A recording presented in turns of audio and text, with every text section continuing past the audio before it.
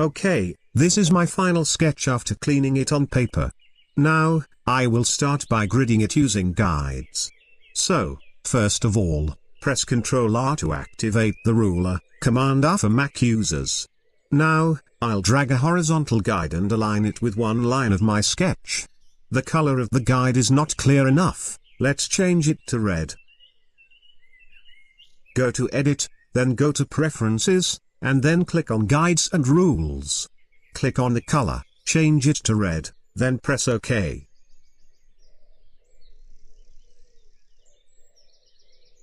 Drag another guide and align it with the next line.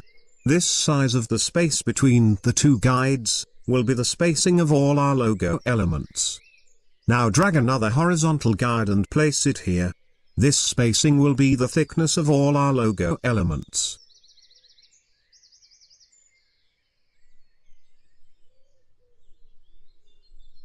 Make a rectangle between the two first guides.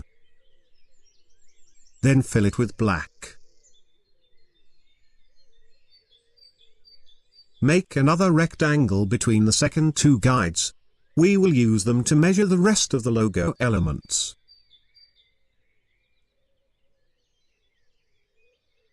OK, hold Alt or Option and drag the two rectangle right under the guides. Then hold Alt or Option and drag the guides and align it with rectangles.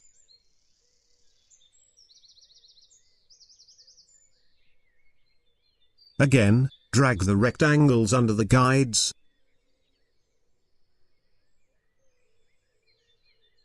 Then drag the last two guides and align it with the rectangles. OK, hold Alt or Option and drag the bigger rectangle and align it with the first guide. Then duplicate the first guide and align it with the top of the rectangle. Delete all the rectangles and leave only two to place the vertical guides. Hold Shift and rotate the rectangles. Drag a vertical guide and align it with the end of the logo. Now, align the big rectangle with the new guide, then drag another guide and align it with the rectangle. OK, I'll do the same thing with the small rectangle, to measure the spacing. This process may look long and boring, but it guarantees a good result.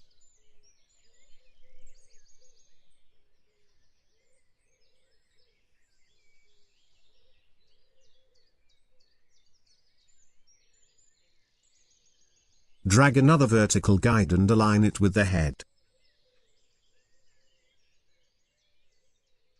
Then I'll duplicate the big rectangle and align it with the new guide, then duplicate again and align it with the old one, then I'll drag another guide and align it here. Then I will do the same thing with the longer line.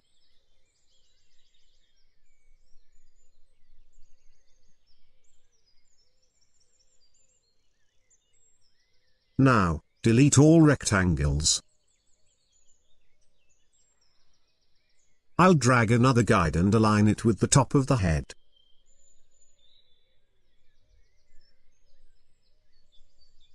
Right-click and lock the guides. OK, our grid is ready. I will let the circular part to the end, and I will start by illustrating the straight parts of the logo. OK. With the rectangle tool, I will make a rectangle along the top part following the grid, like this.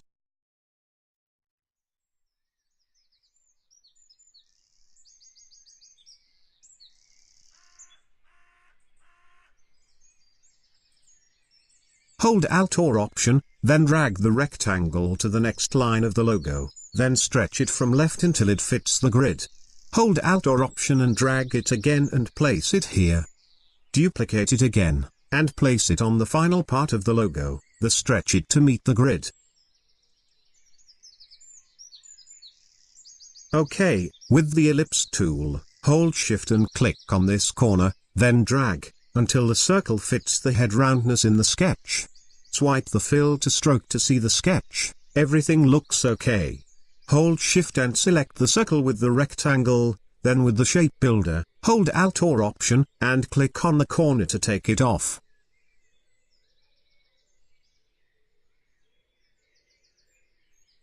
To make this rounded mouth part, go to the ellipse tool, click on this corner, then hold Shift and drag until the circle fits the sketch roundness.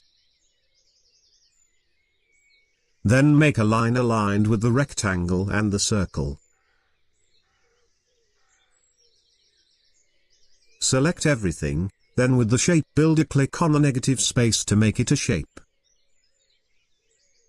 Delete the circle and the line.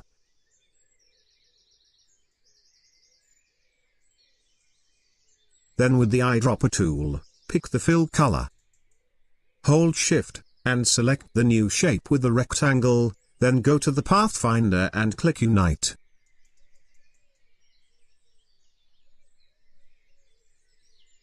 Okay, it looks perfect.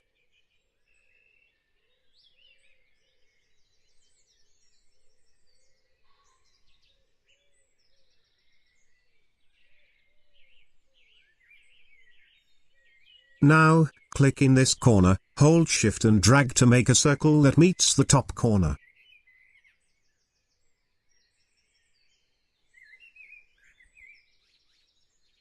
Hold Alt or Option, then drag the circle and place it on the other two lines.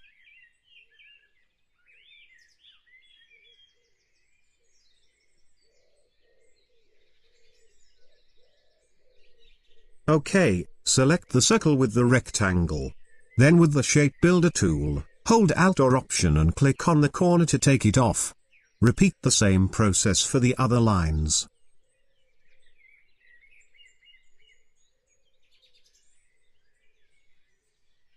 Now, delete the circles.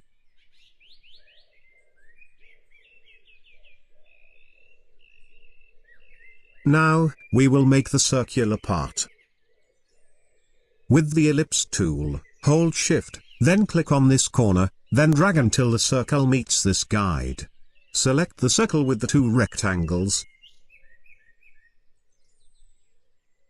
Then with the shape builder tool, hot Alt or Option and click on this corner to take it off. The reason of the grid is to make our logo balanced. You can see that spacing and the thickness is the same in the logo. Again, select the ellipse tool, hold Shift and click here, then drag until the circle meets the last horizontal guide. Another circle for the inner part.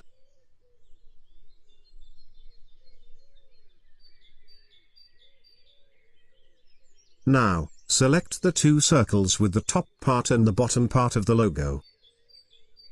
Then with the shape builder tool, drag over the roundness and the intersected parts of the rectangles to merge it together.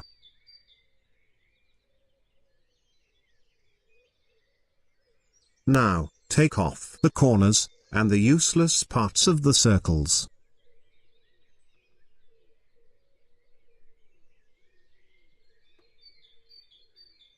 Then select the new created shape, and with the eyedropper, pick the fill color. Now, select everything, and go to the Pathfinder, then click on Unite.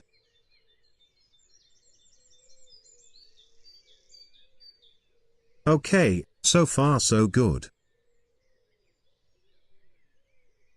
Now, we will make the top of the head and the horn of the dragon.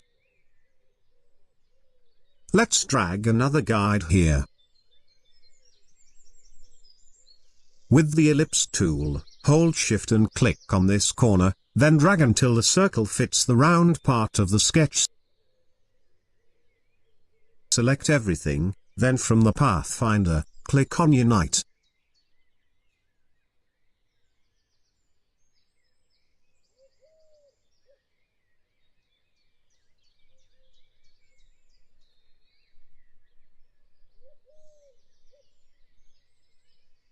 Make a circle close to the size of the roundness of the horn. Swipe the color to stroke, then place it on it.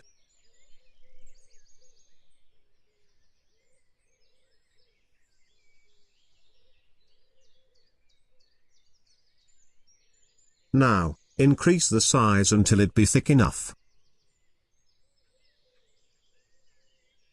With the direct selection tool, select the left and the top anchor point, then delete it.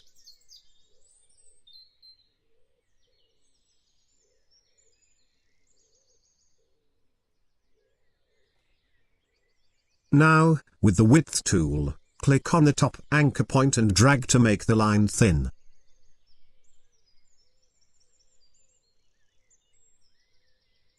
Align it with the top of the head.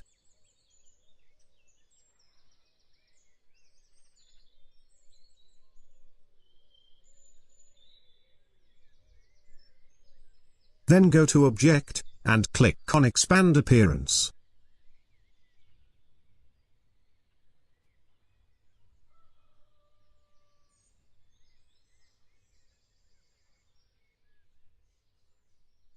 Hold Shift and select the horn with the body, then go to the Pathfinder and click on Unite.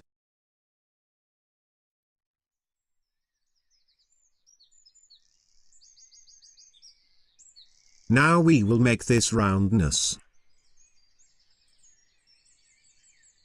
Make a circle aligned with the body and the horn. Press Ctrl Y or Command Y for Mac users to activate the outline view, and align it perfectly.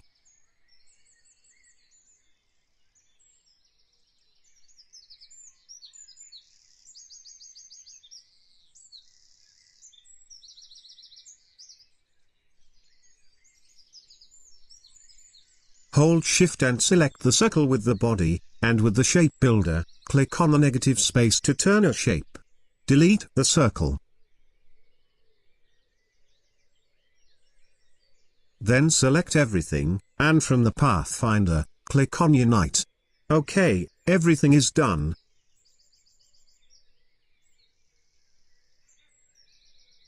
I will unlock the sketch and delete it.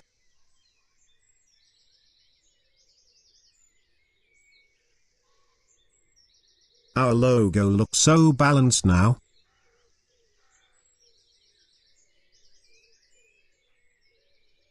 In this phase, I always experiment some different font styles, serif and sans serif, then I make my mind with which one I will go.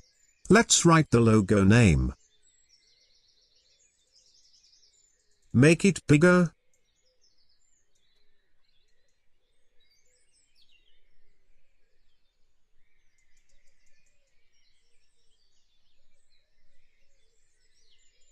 I will start by choosing the Gotham font, which is probably the one that I will go with, because it fits too much this project, bold and simple.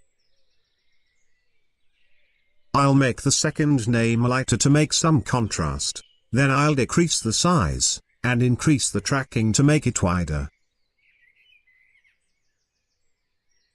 Now, while holding Shift, I decrease the size to fit the main name.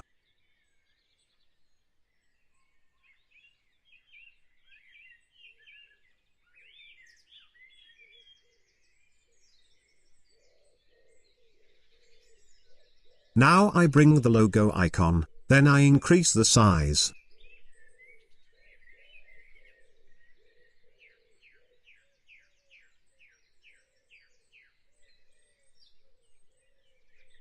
I drag a guide and set it here. Then, another one. And set it here. Now I will align my logo name with this guides. Right-click, and hide the guides.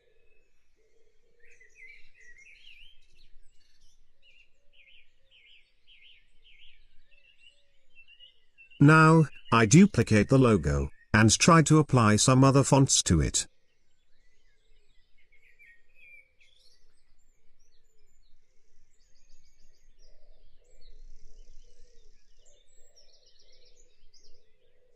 Okay, this is some variations with different font styles, sans serif, and serif fonts. As I guessed, I really liked this Gotham font and will go with it.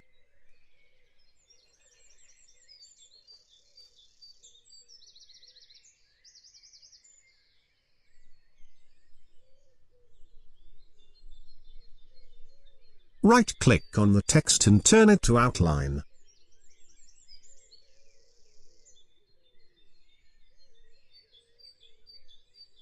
Now, the coloring phase. Sometimes the client suggests the colors, but in this example it's my mission to do.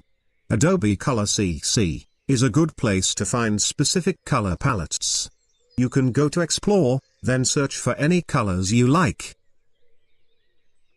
Or write in the search bar any keyword and you will find the convenient palettes. I'll try the word investment.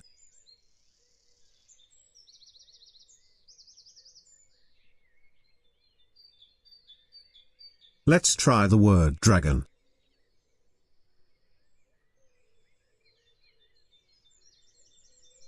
Anyway, after searching, I selected these two colors. Okay, let's pick the dark one to the body part. And for the wings, I'll pick the green color. Same thing for the logotype. The dark for the main name, and the bin for the secondary.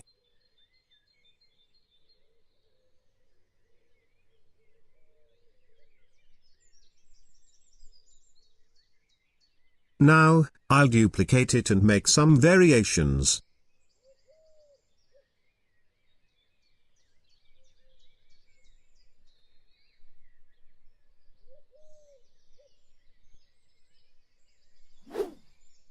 Finally, I make a little presentation and send it to the client.